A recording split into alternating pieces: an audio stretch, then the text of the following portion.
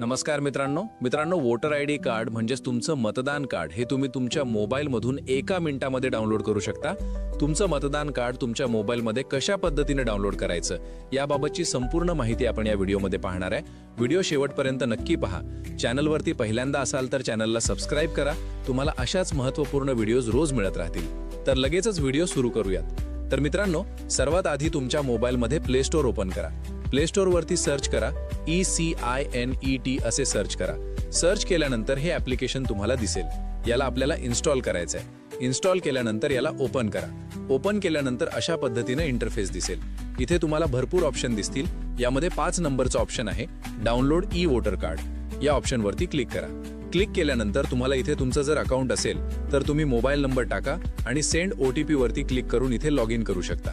जर तुमचं यावरती अकाउंट नसेल, तुम्ही पहिल्यांदा लॉग इन करत असाल तर तुम्हाला अकाउंट उघडावं लागेल। त्यासाठी तुम्हाला एक ऑप्शन दिलेला आहे न्यू युजर। ठीक आहे, या न्यू युजर वरती क्लिक करून अकाउंट उघडा।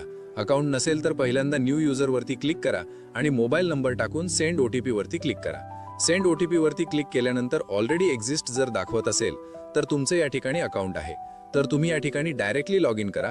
आणि जर OTP गेला तर याचा अर्थ आपले अकाउंट नाहीये। तर अकाउंट बनवण्यासाठी फर्स्ट नेम आणि लास्ट नेम जो OTP आलाय तो टाका आणि सबमिट करा। तुमचं सक्सेसफुली युजर क्रिएट होईल आणि अकाउंट उघडलं जाईल। अकाउंट उघडल्यानंतर आता पुन्हा त्याच पेजला या। मोबाईल नंबर टाका, खाली डायरेक्टली सेंड OTP वरती क्लिक करा। OTP येईल, तो OTP इथं तुम्हाला टाकायचा आहे आणि लॉग इन बटनावरती क्लिक करायचं आहे। आपण लॉग इन केलेले आहे। आता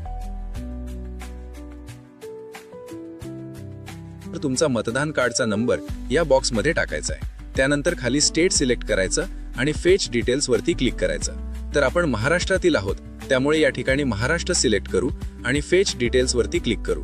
त्यानंतर खाली तुमची माहिती येईल आणि खाली प्रोसीडचं बटन दिसेल, या बटनावरती क्लिक करायचं आहे। तुमच्या मतदान कार्डला जो नंबर लिंक असेल त्यावर OTP येईल, तो OTP टाकायचा आहे आणि व्हेरीफाय अँड डाउनलोड बटनावरती क्लिक करायचं आहे। लक्षात ठेवा, तुमच्या मतदान कार्डला मोबाईल नंबर लिंक असणं गरजेचं आहे। नंबर लिंक नसेल तर नंबर अगोदर लिंक करावा लागेल। OTP टाकून व्हेरीफाय डाउनलोड केलं की इथे तुमचं मतदान कार्ड डाउनलोड झालेले आहे। अशा पद्धतीने तुम्ही तुमचं मतदान कार्ड डाउनलोड करू शकता। महत्त्वपूर्ण असा हा व्हिडिओ होता। आशा आहे सर्वांना व्हिडिओ आवडला असेल। व्हिडिओ मित्रांमध्ये नक्की शेअर करा, चॅनलला सबस्क्राइब नक्की करा।